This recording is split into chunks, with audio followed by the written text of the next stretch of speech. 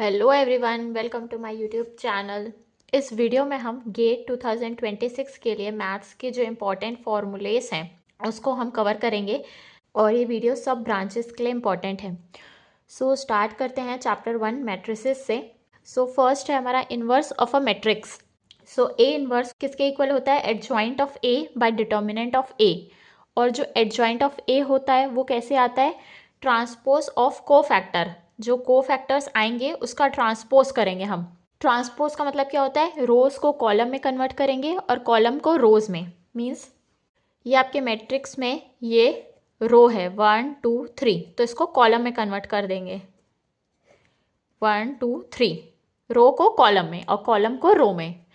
Next है A transpose is equals to A for symmetric matrix. अगर matrix symmetric है तो ए ट्रांसपोज ए के इक्वल होगा, और अगर मैट्रिक्स क्यू सिमेट्रिक मैट्रिक्स है तो जो ए ट्रांसपोज है वो माइनस ऑफ मैट्रिक्स ए के इक्वल होगा।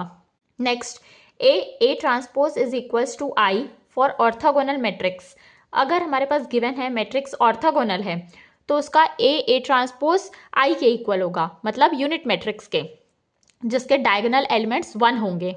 Next, the value of determinant of an orthogonal matrix is either +1 और -1। सो ये प्रॉपर्टी को हम यूज़ कर सकते हैं किसी भी क्वेश्चन में। सो इसका मतलब क्या है? अगर ऑर्थोगोनल मैट्रिक्स है और उसकी अगर हमको डिटर्मिनेंट फाइंड करना है तो वो या तो +1 हो सकता है या तो -1 हो सकता है। Next, number of terms in the expansion of general determinant of order n is n factorial. अगर हमारे पास n ऑर्डर का डिटर्मिनेंट है तो उसके जो एक्सपेंशन में टर्म्स होते हैं वो n फैक्टोरियल के इक्वल होते हैं। मान लो ये आपका 2 क्रॉस 2 मीन्स 2 रोज और 2 कॉलम्स का डिटर्मिनेंट है A B C D। तो जो इसके टर्म्स आएंगे वो कितने होंगे? 2 फैक्टोरियल होंगे, मतलब कि 2 टर्म्स, यानी कि AD - BC। सो ये 1 और ये 1 टर्म, सो टोटल हो गए 2 टर्म्स। वही अगर 3 क्रॉस 3 का डिटर्मिनेंट है तो उसके जो टोटल नंबर ऑफ टर्म्स हो जाएंगे वो हो जाएंगे 3 फैक्टोरियल, मतलब कि 3 × 2 which means 6 terms.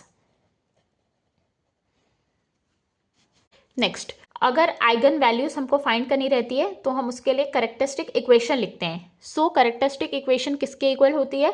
Determinant of A - λI is equals to 0। मतलब कि यूनिट मैट्रिक्स को जब हम लैम्डा से मल्टीप्लाई करेंगे और इस टर्म को A मैट्रिक्स से माइनस करेंगे और फिर उसका डिटर्मिनेंट लेंगे, उसको 0 के इक्वल करेंगे, तो वो कहलाती है कैरेक्टरिस्टिक इक्वेशन। नाउ ये इक्वेशन यूज की जाती है आइगन वैल्यूज को फाइंड करने के लिए।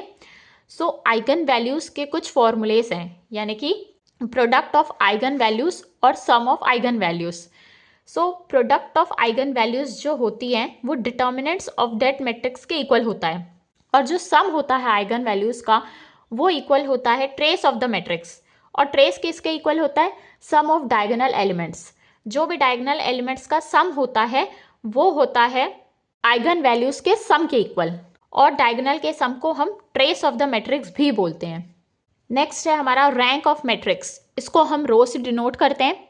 सो रैंक हम कैसे फाइंड करते हैं? नंबर ऑफ नॉन जीरो रोज।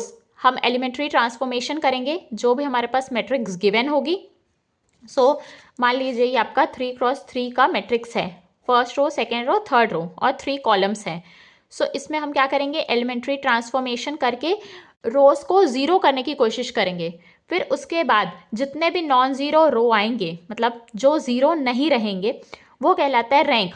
मान लो ये 0 0 हो गया तो इसका रैंक हो जाएगा 2।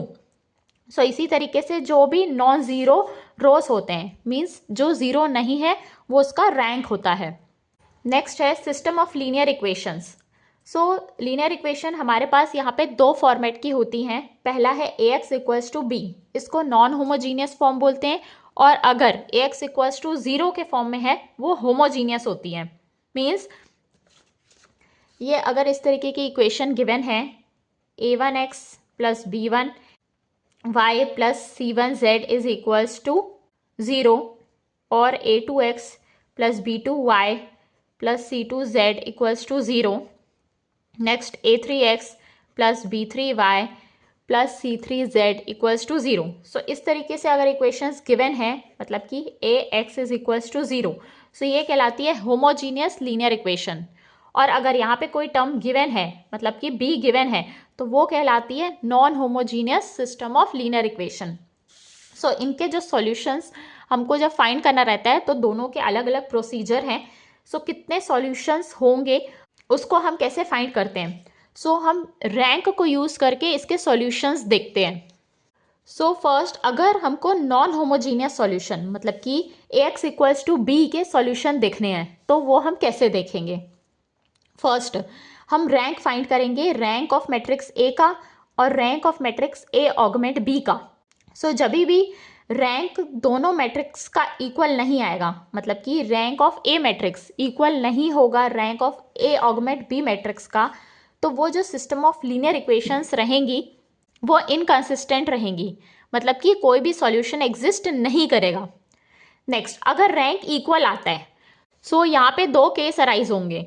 सो अगर रैंक इक्वल है, रैंक ऑफ A इक्वल है rank of A augment B का, और अगर ये इक्वल हो जाएगा नंबर ऑफ अननोन्स के, मतलब कि अगर हमारे पास 3 अननोन है, मतलब कि X Y Z, और रैंक भी हमारा 3 आ गया, तो ये तीनों इक्वल हो गया, तो वो जो सिस्टम ऑफ इक्वेशंस होंगी वो कंसिस्टेंट होने के साथ साथ वो यूनिक सॉल्यूशन देंगी, राइट।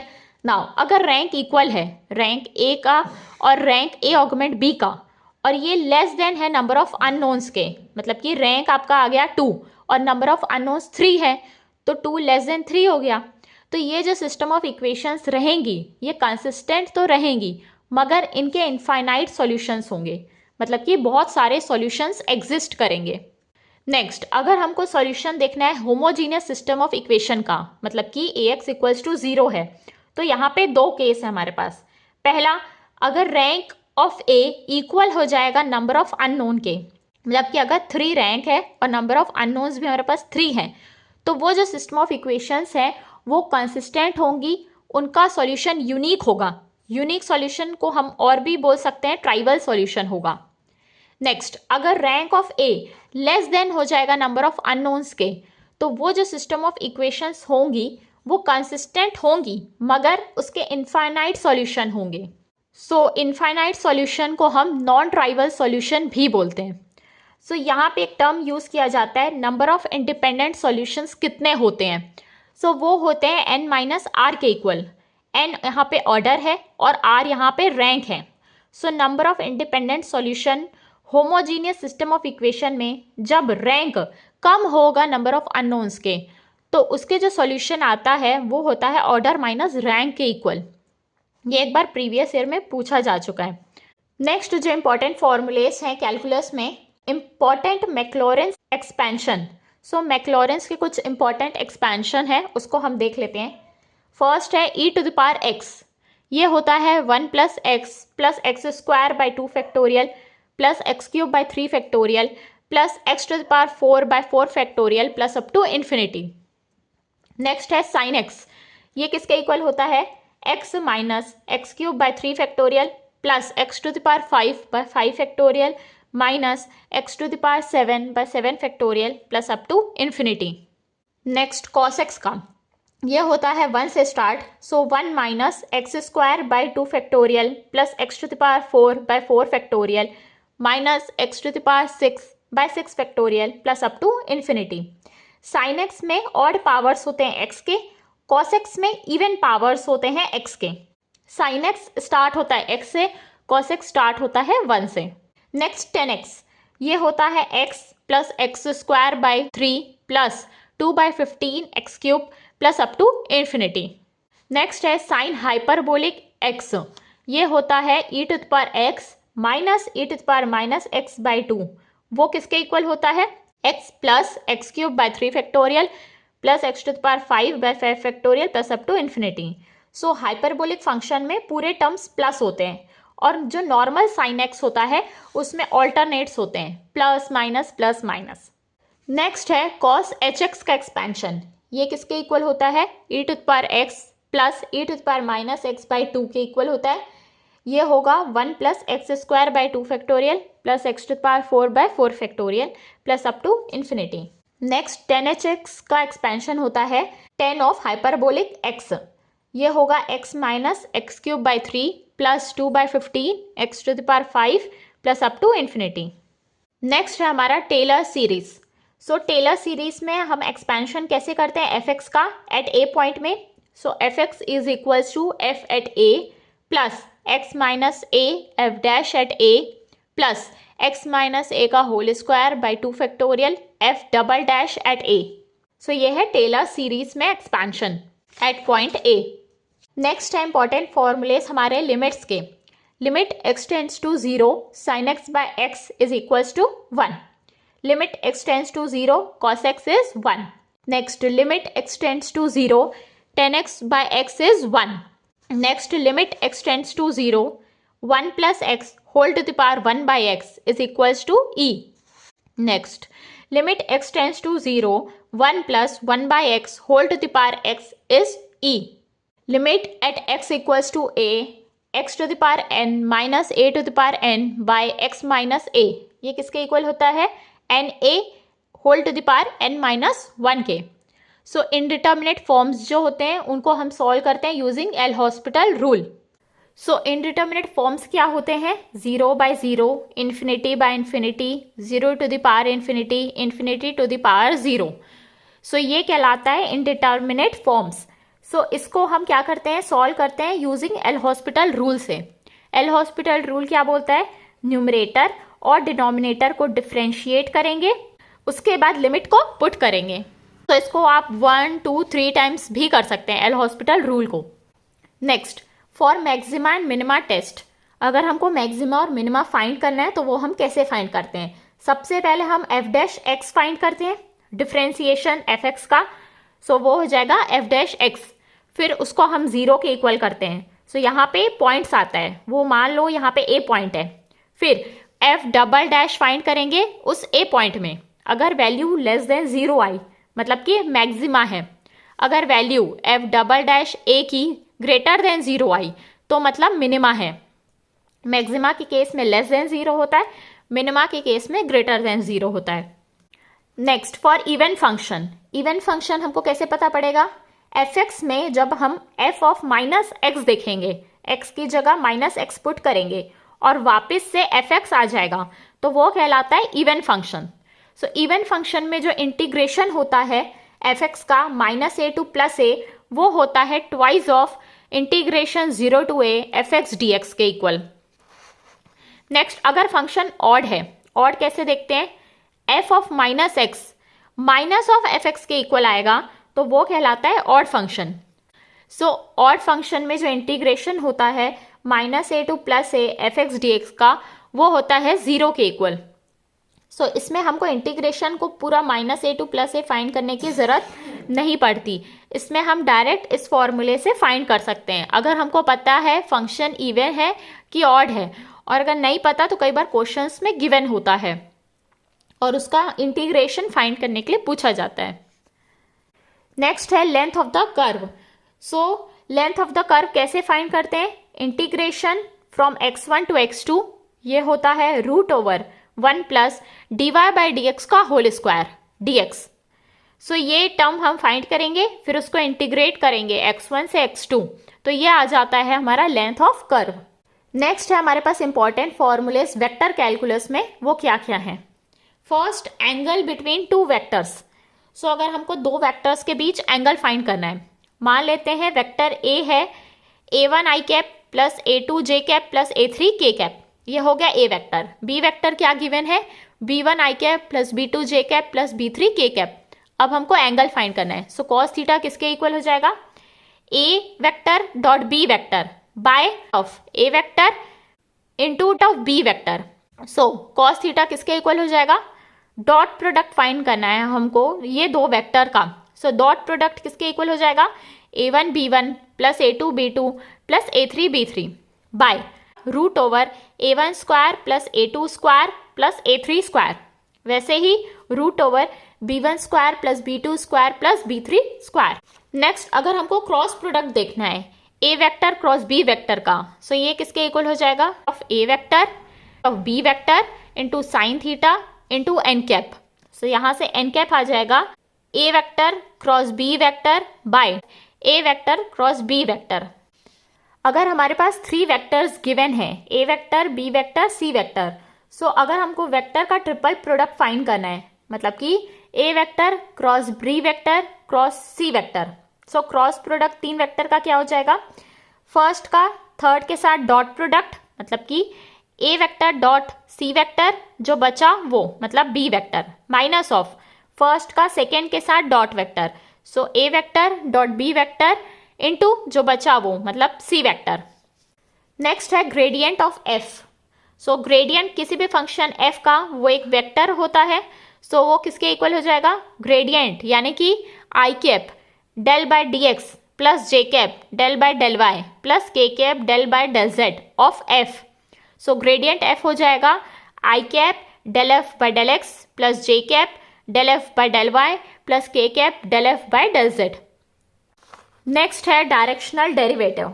सो डायरेक्शनल डेरिवेटिव क्या होता है, ये कंपोनेंट होता है ग्रेडियंट एफ का, जो अभी हमने ग्रेडियंट एफ फाइंड किया उसका कंपोनेंट होता है in the direction of vector A, इस वेक्टर ए के डायरेक्शन में, वो कहलाता है डायरेक्शनल डेरिवेटिव उसी डायरेक्शन का।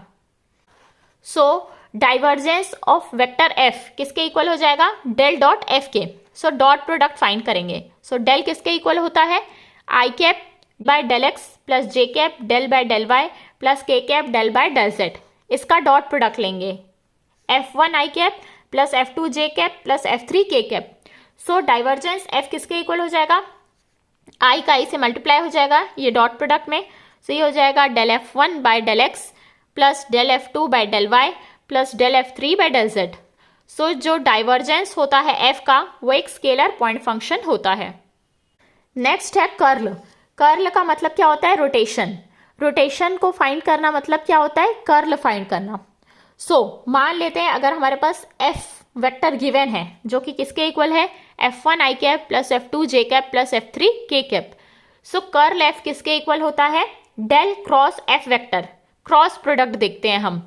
सो क्रॉस प्रोडक्ट हम कैसे फाइंड करेंगे, determinant of i cap j cap k cap del by del x del by del y del by del z, ये हो जाएगा F1 F2 F3। फिर नॉर्मल जो हम डिटर्मिनेंट फाइंड करते हैं आई कैप को लेके ये रो और ये कॉलम छोड़ेंगे, फिर इन दोनों का क्रॉस मल्टीप्लाई करेंगे, ये प्लस देन ये माइनस से, जैसे हम डिटर्मिनेंट फाइंड करते हैं। सो अगर ये कर्ल एफ 0 आता है मतलब कि कोई भी रोटेशन नहीं है, सो रोटेशन नहीं है मतलब क्या हो गया, एफ जो है वो एक इररोटेशनल वेक्टर है। अगर हमको देखना है एफ इररोटेशनल है तो उसका कर्ल एफ को हमको 0 करना पड़ेगा, और अगर कर्ल एफ 0 आता है मतलब कि एफ वेक्टर इररोटेशनल वेक्टर है। नेक्स्ट कॉम्प्लेक्स एनालिसिस में इंपॉर्टेंट फॉर्मूलेस क्या क्या हैं। सो आई किसके इक्वल होता है, इमेजिनरी वैल्यू रूट ओवर -1 के। सो आई स्क्वायर किसके इक्वल हो जाएगा, -1 के। Next E to the power I theta, यानी कि ये किसके इक्वल होगा, cos theta plus I sine theta. E to the power I X किसके इक्वल होता है, cos X plus I sine X के, यहाँ पे एक्स की जगह थीटा गिवन है। और e to the power minus i theta किसके इक्वल होता है, cos theta minus i sine theta के। नेक्स्ट है डिफरेंशियल इक्वेशंस के फॉर्मूले। फर्स्ट है यहाँ पे ऑर्डर। ऑर्डर किसको बोलते हैं, जो भी हाईएस्ट डेरिवेटिव होता है डिफरेंशियल इक्वेशन में वो कहलाता है ऑर्डर।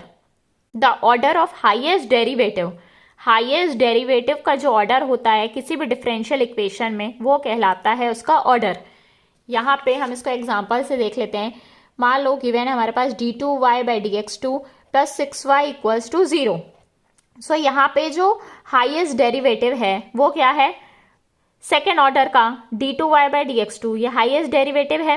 सो ये कौन सा डिफरेंशियल इक्वेशन है, इसका ऑर्डर क्या है, dy बाई dx का ये सेकेंड ऑर्डर है, तो इसका ऑर्डर हो जाएगा 2। हाईएस्ट डेरिवेटिव कितने बार ये डिफरेंशिएट हुआ है, मैक्सिमम टाइम, सो ये है इसका ऑर्डर 2। नेक्स्ट है डिग्री। डिग्री क्या होता है, ये एक्सपोनेंट होता है हाईएस्ट ऑर्डर डेरिवेटिव का जब हम उसको फ्री करते हैं रेडिकल साइन से। सो इसका जो पावर होता है, एक्सपोनेंट यानी कि पावर, इसका पावर क्या है 1 है, सो इसकी डिग्री हो जाएगी 1। और रेडिकल साइंस क्या होते हैं, रेडिकल साइंस ये रूट ओवर होते हैं, या 1/2 अगर गिवन है ऊपर इसके पावर में, तो उसको पहले हम रिमूव करते हैं, उसके बाद हम ऑर्डर और डिग्री फाइंड करते हैं। नेक्स्ट, अगर हमारे पास लीनियर डिफरेंशियल इक्वेशन गिवन है, मतलब कि फर्स्ट ऑर्डर है और फर्स्ट डिग्री है। फर्स्ट ऑर्डर मतलब कि dy/dx हो गया, फर्स्ट डिग्री मतलब कि इसका पावर भी 1 हो गया। सो अगर इस तरीके का इक्वेशन गिवन है हमारे पास dy/dx plus py equals to q, तो ये हो जाएगा लीनियर डिफरेंशियल इक्वेशन का फॉर्मेट। सो इसमें हम इंटीग्रेटिंग फैक्टर फाइंड करते हैं, जो किसके इक्वल होता है, e⁻ integration of p dx के। सो यहाँ से इंटीग्रेटिंग फैक्टर जो आएगा उसके बाद उसको हम यूज करेंगे सॉल्यूशन फाइंड करने के लिए। सो इस इक्वेशन का सॉल्यूशन आता है y into integrating factor is equals to integration of q into integrating factor dx plus c के इक्वल। नाउ अगर हमारे पास डिफरेंशियल इक्वेशन इस फॉर्मेट में गिवन है, मतलब कि m dx plus n dy equals to 0, और अगर इसको हमको एग्जैक्ट करना है, सो ये किसके इक्वल हो जाएगा, del m by del y is equals to del n by del x के। नाउ नेक्स्ट है linear differential equation of nth order with constant coefficient. अगर हमारे पास लीनियर डिफरेंशियल इक्वेशन गिवन है जिसका nth ऑर्डर है और कांस्टेंट कोफिशिएंट है, तो उसका सॉल्यूशन y हो जाता है CF प्लस PI, यानी कि complementary factor plus particular integral. Next, numerical methods के जो फॉर्मूलेस हैं, इसमें questions generally Newton Raphson, trapezoidal, Simpson rule से पूछा जाता है। सो उसको हम देख लेते हैं। सो न्यूटन रैप्सन मेथड में x की वैल्यू n+1 में किसके इक्वल होती है, x at n minus f at xn by f dash at xn। Next है ट्रेपेजॉइडल रूल। सो ये इसमें हम इंटीग्रेट करते हैं fx को a टू b में। सो ये किसके इक्वल होता है, h/2 step size by 2 bracket y0 plus yn plus 2 times of y1 plus y2 plus up to yn-1। यहाँ पे y0 फर्स्ट टर्म है, yn लास्ट टर्म है, और 2 के साथ जो मल्टीपल है वो जो बचे हुए टर्म होंगे फर्स्ट और लास्ट टर्म को छोड़ के वो 2 से मल्टीप्लाई होंगे। Next, error in trapezoidal rule is of the order h⁻²। सो जो एरर आता है ट्रेपेजॉइडल रूल में वो h² के ऑर्डर में होता है। इस एरर को ट्रंकेशन एरर भी बोलते हैं। नेक्स्ट है हमारे पास सिम्पसन के 2 rule, Simpson 1/3 rule and Simpson 3/8 rule. So Simpson 1/3 rule में क्या होता है, इंटीग्रेशन fx का a टू b किसके इक्वल होता है, h/3 bracket y0 plus yn मतलब कि first term plus last term plus 4 times of y1 plus y3 plus up to yn-1। So 4 का जो मल्टीपल है वो ऑड टर्म्स से होगा, plus 2 times of y2 plus y4 plus yn-2 मतलब कि 2 का मल्टीप्लिकेशन इवन टर्म्स से होगा, 4 का मल्टीप्लिकेशन ऑड टर्म्स में होता है, 2 का मल्टीप्लिकेशन इवन टर्म्स से होता है। नेक्स्ट है सिम्पसन 3/8 रूल। सो इसमें इंटीग्रेशन होता है fx का a टू b में, वो होता है 3h/8 bracket first term plus last term y0 plus yn plus 3 times of y1 plus y2 plus y4 plus y5 plus 2 times of y3 plus y6 plus up to yn-3। So इसमें 3 का जो multiplication है वो सब term के साथ होगा accept जो 3 के मल्टीपल्स हैं, मतलब कि y3 और y6 जो 3 के मल्टीपल्स के टर्म हैं वो यहाँ नहीं आएंगे, और 2 के साथ जो मल्टीप्लिकेशन होगा वो 3 का जो मल्टीपल के टर्म्स हैं वो यहाँ पे आएंगे, मतलब कि y3 और y6। नेक्स्ट है हमारा एरर जो आता है सिम्पसन 1/3 और 3/8 रूल में, वो h⁴ ऑर्डर का होता है, और ट्रेपेजॉइडल रूल में एरर होता है h² के ऑर्डर का, इसमें होता है h⁴ के ऑर्डर का। नेक्स्ट है हमारे पास यूलर्स मेथड से रिलेटेड फॉर्मूले। सो फर्स्ट है हमारा यूलर मेथड, इसको हम फॉरवर्ड यूलर मेथड या एक्सप्लिसिट यूलर मेथड भी बोलते हैं। इसमें हम y की वैल्यू n+1 में देखते हैं, वो किसके इक्वल होती है, y at n plus f of xn yn। Next, backward Euler method, इसको हम इम्प्लिसिट यूलर मेथड भी बोलते हैं। इसमें y की वैल्यू n+1 में किसके इक्वल होती है, yn plus h f of xn+1 yn+1 के इक्वल। नेक्स्ट है रुंज-कुट्टा मेथड ऑफ ऑर्डर 1। इसको हम यूलर्स मेथड भी बोलते हैं। इसमें y1 की वैल्यू होती है y0 प्लस k1 के इक्वल, और k1 किसके इक्वल होता है, h f of x0 y0 के इक्वल। नेक्स्ट है रुंज-कुट्टा मेथड ऑफ ऑर्डर 2। इसको हम मॉडिफाइड यूलर मेथड भी बोलते हैं। इसमें y1 किसके इक्वल होता है, y0 plus half of k1 plus k2, और k1 किसके इक्वल होता है, h f of x0 y0, और k2 होता है h f of x0 plus h y0 plus k1। Next है रुंज-कुट्टा मेथड ऑफ ऑर्डर 3। तो इसमें y1 की वैल्यू होती है y0 plus 1/6 times of k1 plus 4k2 plus k3। यहाँ पे k1 होता है h f of x0 y0, k2 होता है h f of x0 plus h/2 y0 plus k1/2, और k3 होता है h f of x0 plus h y0 plus k dash. k dash होता है h f of x0 plus h और y0 plus k1 के equal. Next है रुंज-कुट्टा method of order 4। ये बहुत पॉपुलर मेथड है ऑर्डर 4 का। इसमें हम y1 की वैल्यू अगर हमको फाइंड करनी है, वो किसके इक्वल हो जाएगी, y at 0 plus 1/6 times of k1 plus 2k2 plus 2k3 plus k4। Now k1 k2 k3 k4 क्या होते हैं, k1 होता है h f of x0 y0, k2 होता है h f of x0 plus h/2 y0 plus k1/2, k3 होता है h f of x0 plus h/2 y0 plus k2/2, और k4 होता है h f of x0 plus h y0 plus k3। अगर आपको ये रुंज-कुट्टा मेथड 4th ऑर्डर का अलग से समझना है तो आप मेरे चैनल में चेक कर सकते हैं। इसके लिए मैंने एक सेपरेट वीडियो बनाया है रुंज-कुट्टा मेथड ऑफ ऑर्डर 4 का। इसमें हम y1 की वैल्यू कैसे फाइंड करते हैं। नेक्स्ट चैप्टर है लैपलास ट्रांसफॉर्म। सो लैपलास ट्रांसफॉर्म कैसे फाइंड करते हैं, सो उसके भी कुछ स्टैंडर्ड फॉर्मूले से आपको पता होना चाहिए। लैपलास f ऑफ t किसके इक्वल होता है, f of s is equals to 0 to infinity e to the power minus st f of t dt। So अगर हमारे पास फंक्शन गिवन है, सो उसका लाप्लास ट्रांसफॉर्म क्या होगा। अगर 1 गिवन है तो इसका लाप्लास ट्रांसफॉर्म होगा 1/s, जहाँ पे s ग्रेटर देन 0 होता है। t to the power n, इसका लाप्लास ट्रांसफॉर्म हो जाएगा n factorial by s whole to the power n plus 1, यहाँ पे n ग्रेटर देन और इक्वल्स टू 0 है। अगर e to the power at given है, सो इसका लाप्लास ट्रांसफॉर्म हो जाएगा 1/s minus a। Sine A T का होता है a by S square plus A square. Cos A T का होता है s by S square plus A square. Sine hyperbolic A T होता है a by S square minus A square. Cos A T होता है s by S square minus A square. Next है Fourier series. So Fourier series का basic formula क्या होता है, F X is equals to a0/2 plus summation of n equals to 1 to infinity an cos nx plus summation n equals to 1 to infinity bn sin nx। सो यहाँ पे जो term है a0 an bn कैसे find करना है, ये Fourier series को भी मैंने अलग से एक्सप्लेन किया है, उसको आप चेक कर सकते हैं। यहाँ पे अभी सिर्फ हम फॉर्मूलेज डिस्कस कर रहे हैं।